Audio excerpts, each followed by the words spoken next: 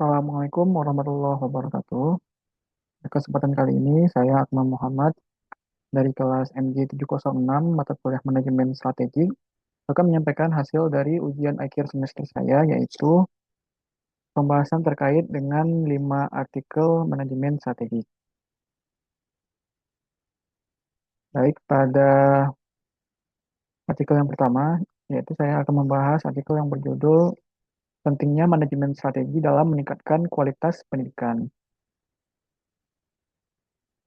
Latar belakang masalah, peningkatan mutu pendidikan di Indonesia menuntut pengelolaan sekolah yang terencana dan sistematis. Sekolah yang tidak didukung manajemen strategis yang baik cenderung memiliki ritme organisasi tidak teratur, sehingga gagal mencapai tujuan pendidikan. Oleh karena itu, manajemen strategis menjadi faktor penting dalam meningkatkan kualitas pendidikan dan daya saing lembaga pendidikan. B. Tujuan penelitian dalam artikel ini yaitu mengkaji pentingnya manajemen strategis dan meningkatkan kualitas pendidikan sekolah. Metode yang digunakan pada penelitian ini yaitu metode literature review dengan mengkaji satu jurnal internasional dan 12 jurnal nasional yang relevan. Artikel dikumpulkan melalui Google Scholar pada periode Januari sampai Maret 2022 dengan kata kunci manajemen, manajemen strategis, dan kualitas pendidikan. Hasil dari penelitian pada artikel ini yaitu hasil kajian literatur menunjukkan bahwa penerapan manajemen strategis berpengaruh signifikan terhadap peningkatan kualitas pendidikan. Perencanaan strategis memberikan kejelasan arah, meningkatkan efektivitas dan efisiensi pengelolaan sekolah, serta mendukung pencapaian standar nasional pendidikan. Keberhasilan manajemen strategis sangat bergantung pada keterlibatan seluruh pemangku kepentingan, seperti kepala sekolah, guru, staf, orang tua, dan masyarakat. Implikasi dari penelitian pada artikel ini yaitu menjadi acuan pengelolaan sekolah bermutu, mendukung pencapaian standar pendidikan, dan meningkatkan kualitas lulusan. Kemudian, artikel yang kedua yaitu artikel yang berjudul Manajemen Strategi dalam Meningkatkan Pemasaran pada Waralaba Menanti Literature Review.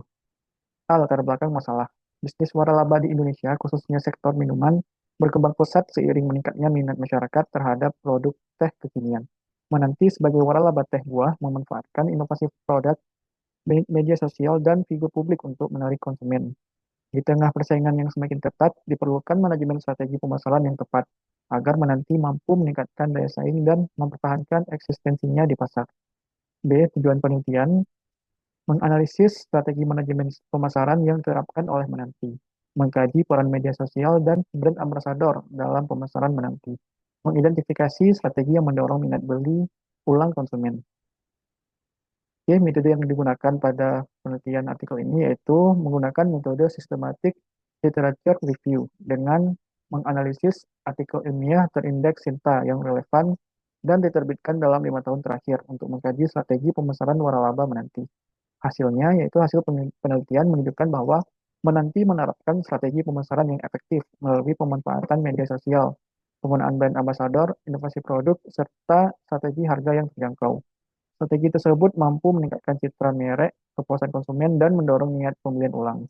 Implikasi dari penelitian ini menjadi acuan bagi pelaku waralaba dalam menyusun strategi pemasaran yang efektif, menegaskan pentingnya media sosial dan influencer dalam meningkatkan daya saing merek dan memberikan kontribusi akademik pada kajian manajemen strategi pemasaran waralaba.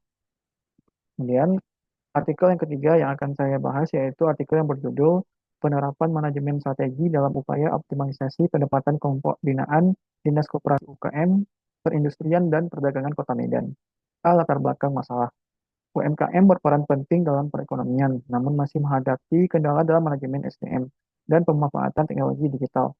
Kelompok UMKM binaan Dinas Koperasi UKM Kota Medan memerlukan penerapan manajemen strategi berbasis transformasi digital dan pemasaran digital untuk meningkatkan daya saing dan pendapatan usaha.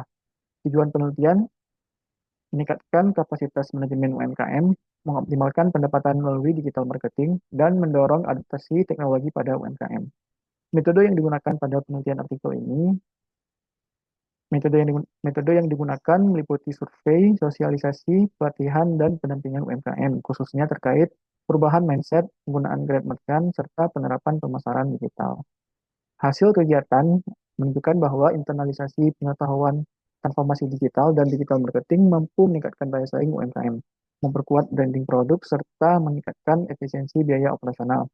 Pelatihan dan pendampingan terbukti efektif dalam memperbaiki kapasitas manajemen SDM UMKM, mendorong pemanfaatan teknologi digital, serta membuka peluang perluasan jaringan melalui komunitas bisnis dan kemitraan strategis. Implikasi dari penelitian ini yaitu transformasi digital menjadi strategi efektif dalam optimalisasi pendapatan UMKM. Program pelatihan dan pendampingan perlu dilakukan secara berkelanjutan. Kolaborasi antara pemerintah, akademisi, dan sektor swasta penting untuk memperkuat ekosistem UMKM. Dan digital marketing berkontribusi terhadap peningkatan ekonomi lokal dan PDB nasional. Kemudian artikel yang keempat yang akan saya bahas yaitu artikel yang berjudul Manajemen Strategi Desa Wisata Bronjong Wariti dalam meningkatkan perekonomian Desa Mejono, Kabupaten Kediri. Latar belakang dari penelitian ini yaitu desa wisata merupakan salah satu strategi pembangunan berbasis masyarakat yang berpotensi meningkatkan perekonomian desa melalui pemanfaatan sumber daya alam dan partisipasi masyarakat lokal. Desa wisata Gronjong Wariti di Desa Mejono, Kabupaten Kediri dikembangkan dengan memanfaatkan aliran sungai sebagai daya tarik utama wisata. Namun dalam implementasinya masih dihadapkan pada berbagai kendala seperti rendahnya kesadaran masyarakat dalam pemanfaatan lahan sebagai objek wisata serta kurang optimalnya dukungan pemerintah daerah.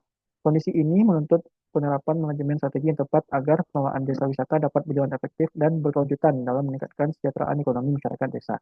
Tujuan penelitiannya mendeskripsikan penerapan manajemen strategi desa wisata Gronjong Wariti, menganalisis peran manajemen strategi dalam meningkatkan perekonomian desa Minjono, dan mengidentifikasi faktor pendukung dan penghambat dalam pengelolaan desa wisata. Metode yang digunakan pada penelitian ini menggunakan pendekatan deskriptif kualitatif dengan fokus tahapan manajemen strategi menurut David, yaitu perumusan, implementasi, dan evaluasi strategi. Data dikumpulkan melalui observasi, wawancara, dan dokumentasi. Hasil dari penelitian menunjukkan bahwa perumusan strategi dilakukan melalui kerjasama dengan pihak swasta dan penambahan wahana wisata. Implementasi strategi diwujudkan melalui regulasi yang tegas, struktur organisasi yang jelas, serta sistem kepemilikan berbasis masyarakat. Evaluasi strategi dilakukan secara berkala untuk mengukur kinerja dan melakukan perbaikan. Secara umum, penerapan manajemen strategi memberikan dampak positif terhadap peningkatan perekonomian masyarakat desa. Implikasi penelitiannya yaitu manajemen strategi efektif mendukung pengembangan desa wisata, partisipasi masyarakat menjadi faktor kunci keberhasilan, dan dukungan pemerintah dan promosi digital perlu ditingkatkan. Dan artikel yang kelima yang akan saya bahas yaitu artikel yang berjudul Manajemen Strategi untuk Meningkatkan Penjualan Food and Beverage di Era Pandemi COVID-19. Latar belakang masalah. Pandemi COVID-19 menyebabkan penurunan signifikan pada sektor food and beverage akibat pembatasan sosial, perubahan perilaku konsumen, serta turunnya daya beli. Banyak usaha kuliner mengalami penurunan omset, bahkan penutupan usaha, sehingga diperlukan strategi manajemen yang tepat agar bisnis tetap bertahan dan mampu meningkatkan penjualan di masa krisis. Tujuan dari penelitian ini yaitu menganalisis strategi manajemen dalam meningkatkan penjualan food and beverage di masa pandemi, mengkaji peran perencanaan, pelaksanaan, koordinasi, dan evaluasi strategi, memberikan gambaran praktik manajemen strategis yang efektif di sektor kuliner. Metode yang digunakan pada penelitian ini menggunakan pendekatan kualitatif deskriptif melalui wawancara pada pengelola, karyawan, dan pelanggan restoran Piro. Analisis data dilakukan dengan triangulasi sumber. Hasil dari penelitian menunjukkan bahwa peningkatan penjualan dapat dicapai melalui perencanaan yang berfokus pada pelayanan konsumen, inovasi produk, dan strategi pemasaran digital. Pelaksanaan strategi dilakukan dengan menjaga kualitas makanan, kecepatan layanan, dan kenyamanan pelanggan. Koordinasi difokuskan pada pengawasan kinerja karyawan dan penerapan SOP.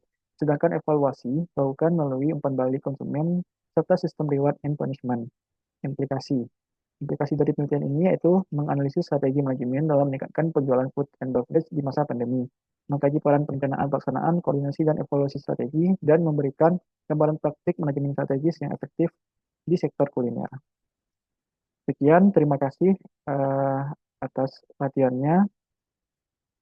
Wassalamualaikum warahmatullahi wabarakatuh.